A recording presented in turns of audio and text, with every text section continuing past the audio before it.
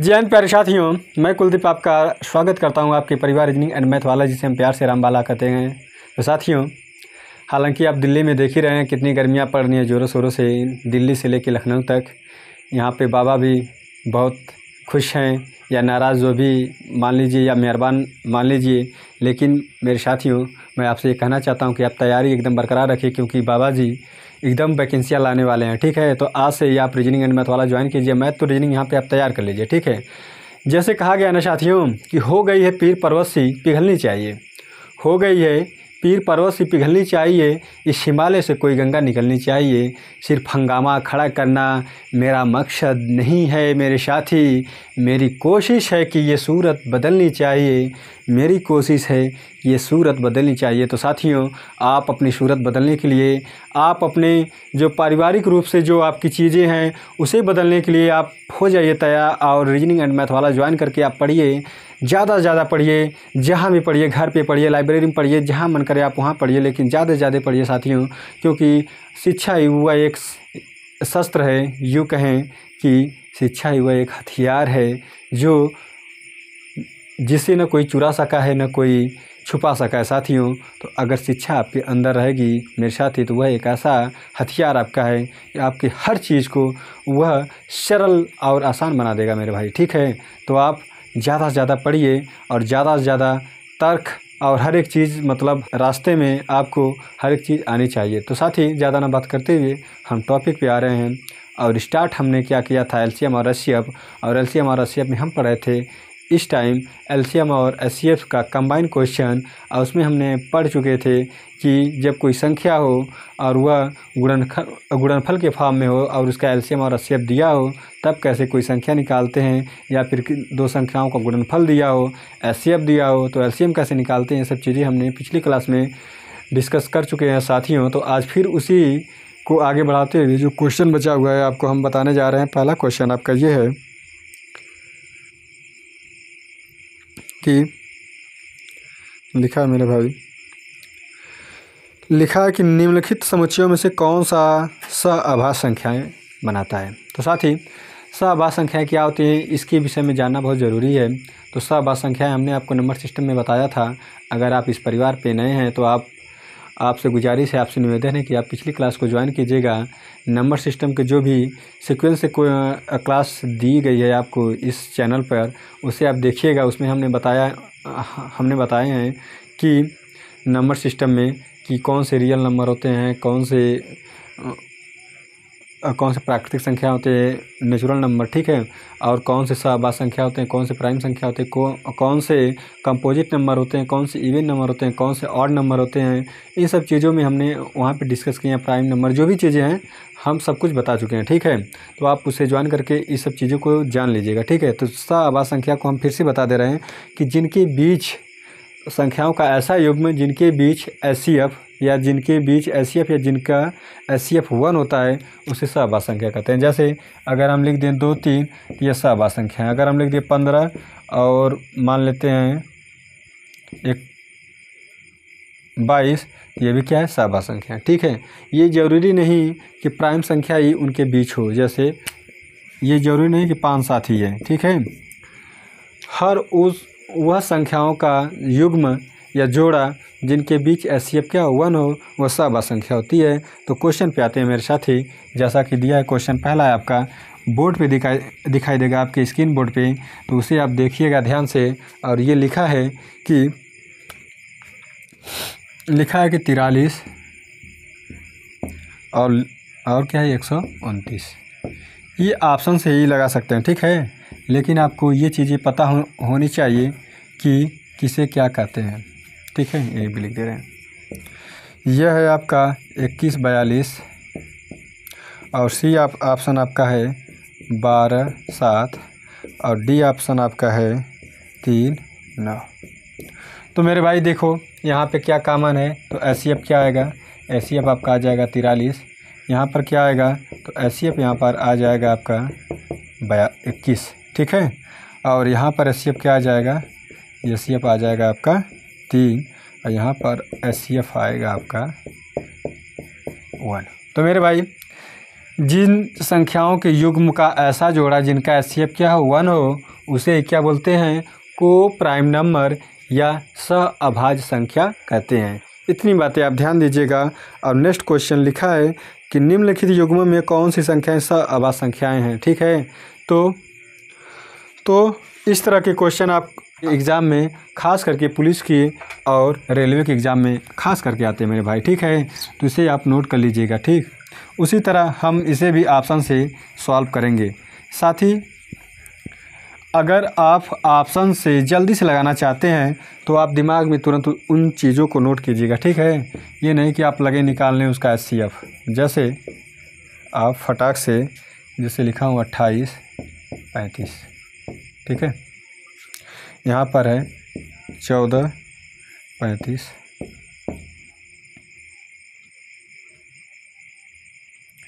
13 78, यहाँ पर है 17 25। तब देखो एचसीएफ क्या क्या आ रहा है। ठीक है, इसका एचसीएफ आएगा आपका 7। देखो 7 से एचसीएफ क्या होता है? वह बड़ी से बड़ी संख्या होती है जो दी गई संख्या को विभाजित कर देती है। देखो 7 चौक 28, 7 5 35, इसका भी एचसीएफ 7 ही आएगा। ठीक है, देखो 7 दूना 14, 7 5 35, इसका क्या आएगा एचसीएफ? इसका आएगा 13। क्यों?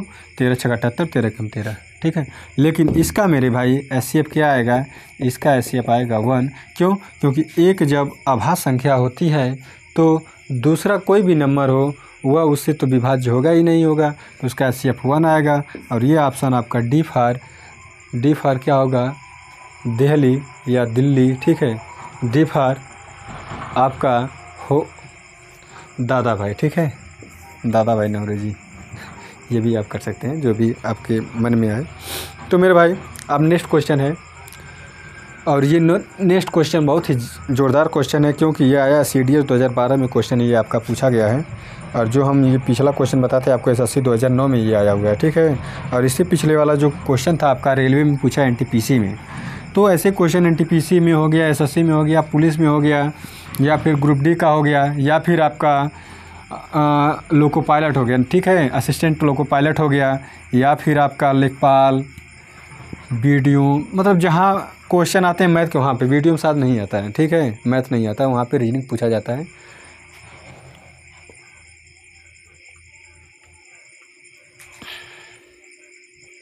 मेरे भाई लिखा है क्वेश्चन कि दो संख्याओं का योग 232 है।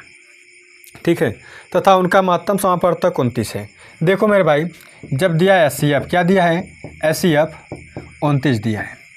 तो जब भी हम संख्या बनाएंगे ना, इसके फॉर्म में बनाएंगे। तो पहला संख्या क्या हो जाएगा? 29A हो जाएगा, और दूसरी संख्या क्या हो जाएगा? 29B हो जाएगा।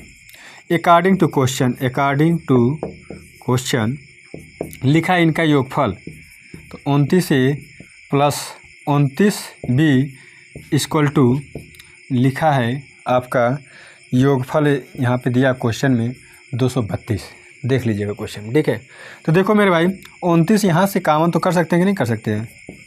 बिल्कुल कर सकते हैं। ये दिया 232। देखो कितनी बार जाएगा, तो 29 से डिवाइड करेंगे आप ना, तो 29 से जाएगा ये आपका 8 बार। क्या 8 बार? 8 9 72, 8 दूना 16 और 7, हाँ 8 बार जाएगा मेरे भाई।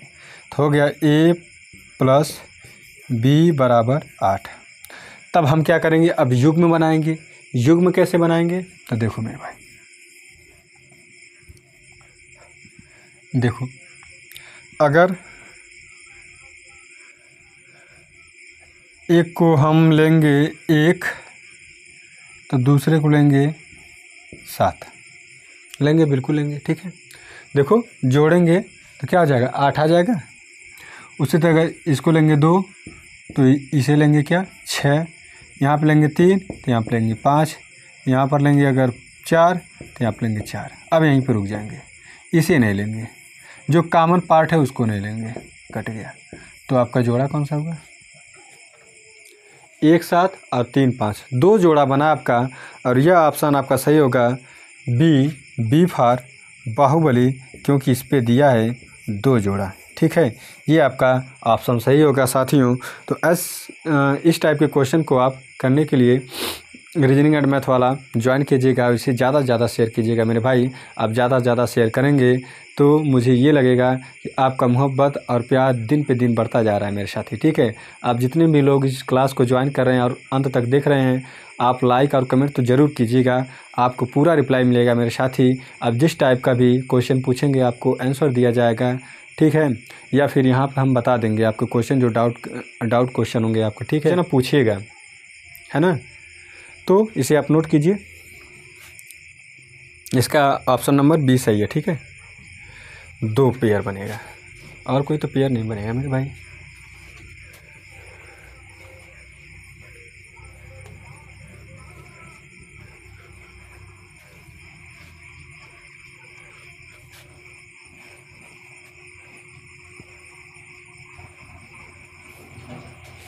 भाई नेक्स्ट क्वेश्चन क्या है आपका, लिखा है कि 2 संख्याओं का योग 528 है। 2 संख्याओं का योग 528 है और उनका महत्तम समापवर्तक है 33। एचसीएफ दिया है मेरे भाई, एचसीएफ दिया है 33 और योग दिया है 528 दिया है, 28 दिया है। ठीक है, तो देखो संख्या बनाएंगे। संख्या, पहली संख्या क्या होगा, एचसीएफ के फॉर्म में बनेगा, मान लेते हैं x है। दूसरा मान लेते हैं 33 y है। अकॉर्डिंग टू क्वेश्चन क्या कहा है कि अगर इनको जोड़ा जाए तो आपको मिलेगा 528। तो 33 हम कॉमन कर लेंगे ना, अकॉर्डिंग टू क्वेश्चन यहाँ पर रहेगा, अकॉर्डिंग टू क्वेश्चन। ठीक है,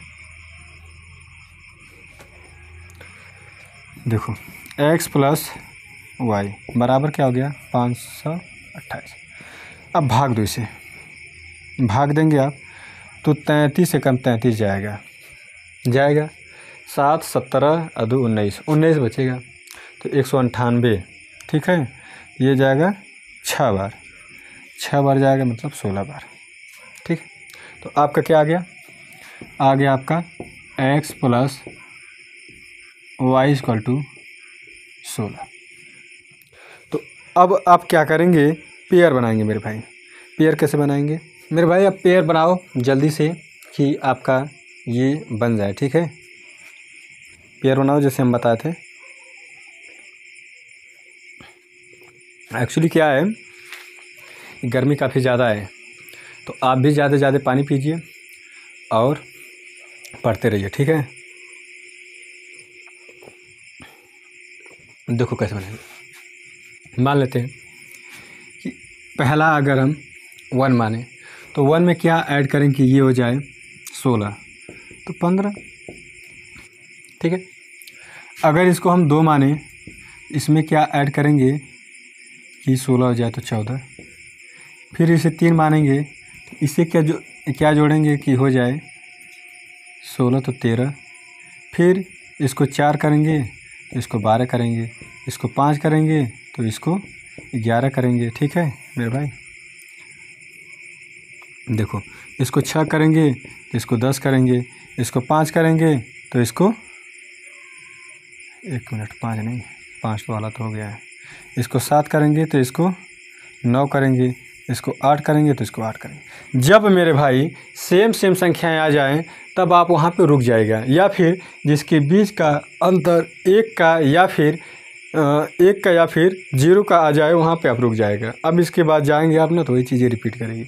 तब देखो किसे किसे कैंसिल करना है, जहाँ पे कामन आ जाए तो इसे नहीं लेंगे, इसको भी नहीं लेंगे। यहाँ आप देखो 4 कामन आ रहा है, नहीं लेंगे। यहाँ आप देखो क्या कामन आ रहा है, 2 कामन आ रहा है, इसे भी नहीं लेंगे। तो किसे लेंगे, इसको लेंगे। 1 जोड़ा हो गया 1 15 का, ये हो गया आपका 3 13 का, ये हो गया 5 11 का, ये हो गया आपका 7 9 का। तो कितना पेयर हुआ, 1 2 3 4। ऑप्शन नंबर क्या दिया है 4, डी दिया है मेरे भाई। क्या दिया है डी, तो डी फॉर आपका देवसेना सही है मेरे भाई। ठीक है, तो इसे आप करके आइएगा। डी ऑप्शन आपका सही है, 4 लिखा है, 4। ठीक है, तो 4 कुल कितने जोड़े बनेंगे? तो कुल 4 जोड़े बनेंगे, जो कि जोड़ने पे 16 आएगा। या फिर ये बोल सकते हैं कि उन संख्याओं का अगर एचसीएफ दिया हो 33 और उनको अगर जोड़ा जाए तो जो योग आएगा वो 528 आएगा। जैसे इसे मान लेते हैं, ये 66 हो जाएगा, ये 13 का गुणा करेंगे इसमें, 13 39, 13 39 से 3 42, 423। ठीक है,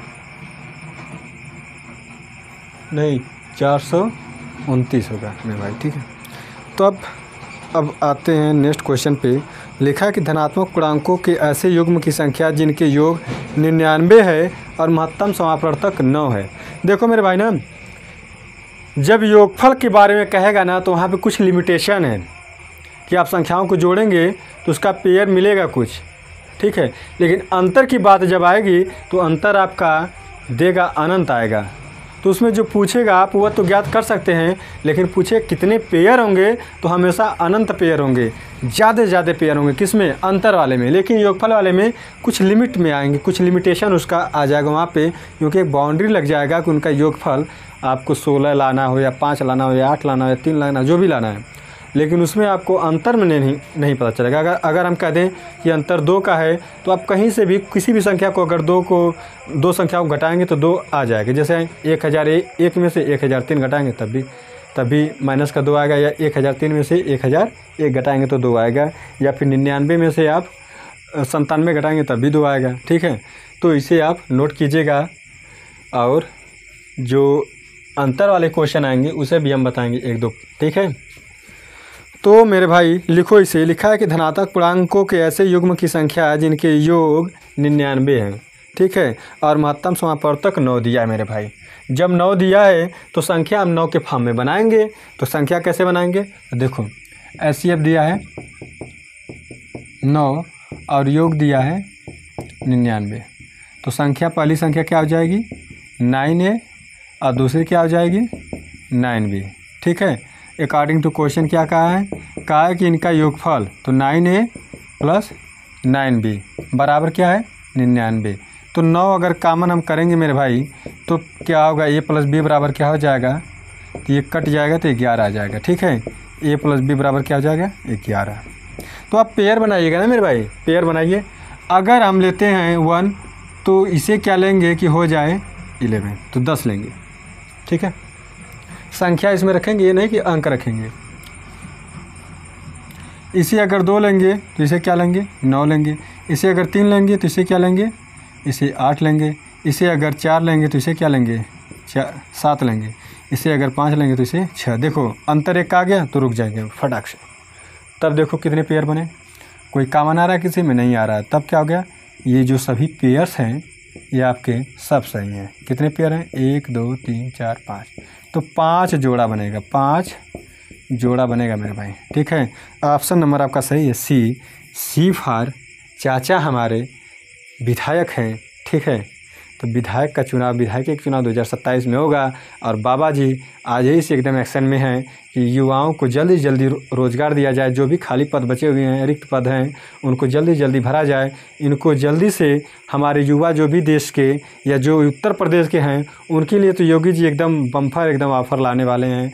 हमारे माननीय मुख्यमंत्री जी के लिए बहुत बहुत आभार। आप लोग ज़रूर उनको सपोर्ट कीजिएगा। अगर ऐसा कुछ करते हैं हम लोगों के हितों में, अगर ऐसा कदम उठाते हैं तो हम लोग उनको ज़रूर सपोर्ट करेंगे। ठीक है, क्योंकि हम लोग उन्हीं का सपोर्ट करेंगे जो देश हित में और युवाओं के हित में कदम उठाएंगे, तो उनके लिए तो, और गरीबों के लिए तो उनके लिए तो एकदम हम लोग आगे तत्पर रहेंगे। ठीक है मेरे भाई, तो इसे आप नोट कीजिए। और नेक्स्ट क्वेश्चन आपका ये है, देखो भाई मैं क्लियर कर देना चाहता हूँ, मैं किसी पार्टी से जुड़ा हुआ नहीं हूँ, न किसी पार्टी का प्रवक्ता हूँ। हाँ, बस मैं अपने भाइयों का एक छोटा भाई हूँ या बड़ा भाई जो भी हूँ, उनके लिए मैं हमेशा लगा रहूँगा, और उनके हितों में जो भी कदम कोई भी उठाएगा उनका मैं सपोर्ट करूँगा। अखिलेश जी का भी बहुत ज़्यादा मैं धन्यवाद देना चाहता हूँ, क्योंकि अगर वो नहीं होते, अखिलेश जी नहीं होते ना, तो यूपी में अगर सीटें अगर बीजेपी जीत जाती तो शायद ऐसा कदम कभी ज़िंदगी में ना उठाती हो।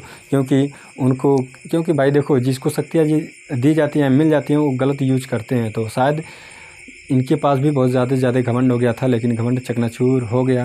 और सबसे ज़्यादा राम जी पे जो धर्म पे राजनीति कर रहे थे वो भी एक तरह से शायद अब ज़िंदगी में न करें। ठीक है, तब अब राजनीति उसी पे करना चाहिए कि काम पे कीजिए। आप अगर आप काम किए हैं तो उस पर राजनीति कीजिए तो अच्छा है। धर्म पे करेंगे, जाति पे करेंगे या फिर किसी और चीज़ पे करेंगे तो भाई वहाँ पे कोई सपोर्ट नहीं करेगा आपका। खास करके जब शिक्षा हमारे नागरिकों को हर एक निचले तबके से लेके ऊपरी तक अगर मिल जाए सभी को शिक्षा, तो शिक्षित व्यक्ति कभी भी इन सब चीज़ों में पड़ेगा ही नहीं पड़ेगा। वह रोज़गार, शिक्षा, इकोनॉमिक आपका कितना ऊपर जा रहा है, भुखमरी कितना है, उस रैंक में कितना आप हैं, प्रसन्नता सूचकांक में आप कितने इंडेक्स में हैं। ठीक है, इन सब चीज़ों के पहलुओं पे हम लोग वोट करेंगे। जो भी पार्टी हम लोग के हितों में काम करेगी, अपने देश हित में काम करेगा, उन्हें हम वोट देंगे। ठीक है, तो दोस्त नेक्स्ट क्वेश्चन क्या है, लिखा मेरे भाई ना, एक मिनट, क्वेश्चन कहाँ गया मेरे भाई।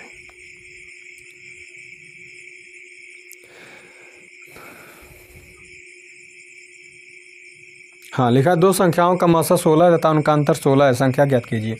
देखो, संख्या तो अगर जैसे ऑप्शन में दिया उसे आप ज्ञात कर सकते हैं, लेकिन अगर हम कहें कितने पेयर्स होंगे तो उसे आप नहीं ज्ञात कर पाएंगे।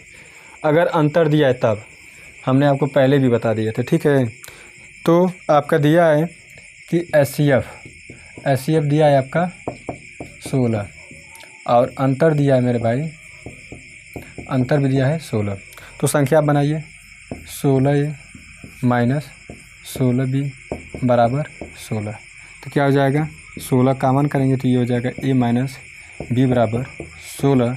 16 कट जाएगा तो A माइनस B बराबर 1 आएगा। देखो मेरे भाई, यहाँ पे जीरो मत लिख देना, ठीक है, क्योंकि ये डिवाइड कर रहे हैं, जोड़ घटा नहीं रहे हैं। जब जोड़ेंगे घटाएंगे तब जीरो आएगा। भाग और गुणा में जीरो नहीं आता है।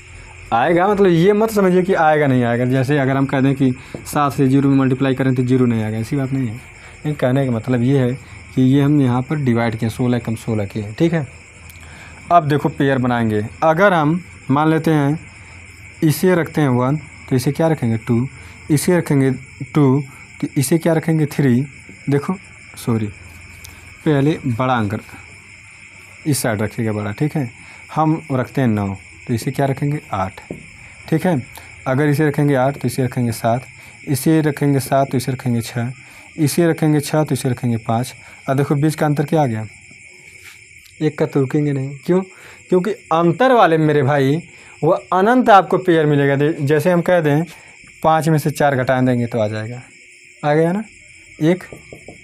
और देखो 5 में से हो गया, मान लो 4 में से 3 घटा दो, 2 में से 1 घटा दो, हाँ 1 में से 0 घटा दो, या फिर आप 12 में से 13 सॉरी मेरे भाई गलती, 12 में से 11 घटा दीजिए, 13 में से 12 घटा दीजिए, 14 में से 13 घटा दीजिए, तो आपको बहुत पेयर मिल जाएंगे। ठीक है, तो ऑप्शन के हिसाब से आप लगाइएगा। ऑप्शन क्या है, जैसे पहला ऑप्शन है 64 80। ठीक है, ये है आपका 72 88, A B C 80 100 D 96 120। तो एक बात बताओ मेरे भाई, जो भी संख्या होगी आप ये अगर नहीं निकालेंगे तो ऑप्शन से भी आप कर सकते हैं। जो भी संख्या होगी वह 16 से विभाज्य होगी। क्या होगी? 16 से विभाज्य। देखो 16 से विभाज्य ये है, 16 से ये नहीं है, 16 से ये भी नहीं है। देखो ये वाला नहीं होगा, ये तो होगा 16 25 80, लेकिन ये देखो ये नहीं होगा, ये नहीं होगा। अब देखो ये भी हो सकता है ना, 16 छक्का 96, 16 से तो ये नहीं होगा, ये भी नहीं होगा। तो ऑप्शन नंबर आपका क्या हो गया? ये सही। देखो दिखाते हैं कैसे। देखो इनका एचसीएफ 16 आएगा, 16 चौको 64, 16 25 80। देखो बीच का अंतर एक का एक नहीं आया। अरे बड़े में से छोटा घटा सकते हैं मेरे भाई, ठीक है। लेकिन यहाँ पे देखो 16 छक्का 96, यहाँ पे 7 बार जाना चाहिए, तो 16 सत्ते होता है आपका, 16 सत्ते 112 होता है शायद ना, 16 सत्ते 112 होता है मेरे भाई, ठीक है। तो देखो 112 नहीं है, तो ये गलत हो गया।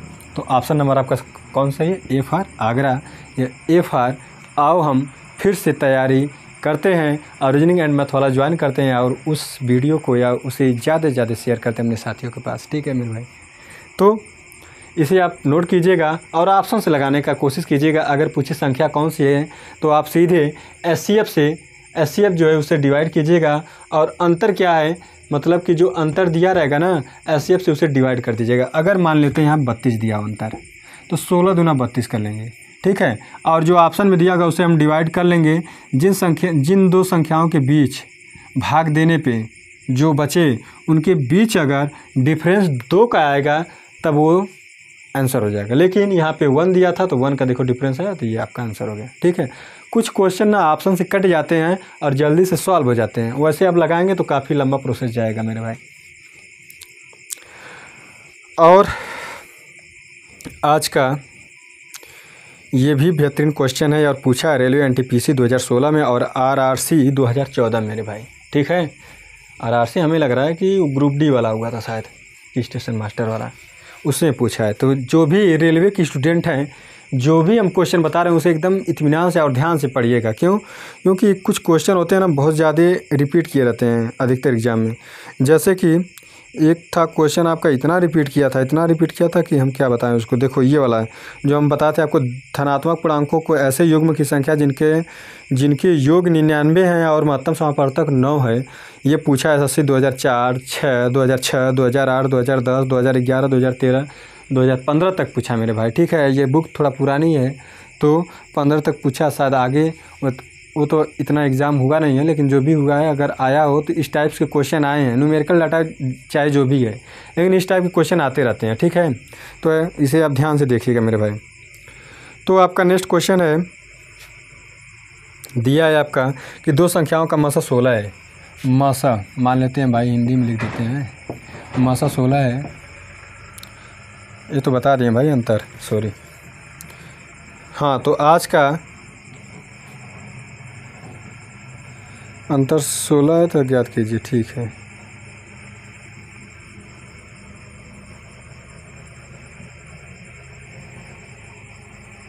दो बार लिखा गया भाई क्वेश्चन। लिखा है दो संख्याओं का गुणनफल इतना है, मतलब कि 6912 है और उनका मासा 24 है। तो देखो मासा के फॉर्म में हम संख्याएं बनाते हैं मेरे भाई। ठीक है, मासा बराबर लिखा है 24, क्या लिखा है 24, और गुणनफल दिया है इनका, गुणनफल दिया है आपका मेरे भाई ना, क्या दिया 6912। तो मेरे साथी, हमने आपको एक कल फार्मूला बताया था कि पहली संख्या गुणे दूसरी संख्या बराबर एलसीएम गुणे एचसीएफ। ठीक है, तो मान लेते हैं ना, ये तो दिया ही है, गुणनफल क्या है 6912 है, एलसीएम हमें ज्ञात करना है और एचसीएफ दिया है 24, तो 24 से डिवाइड कर लो।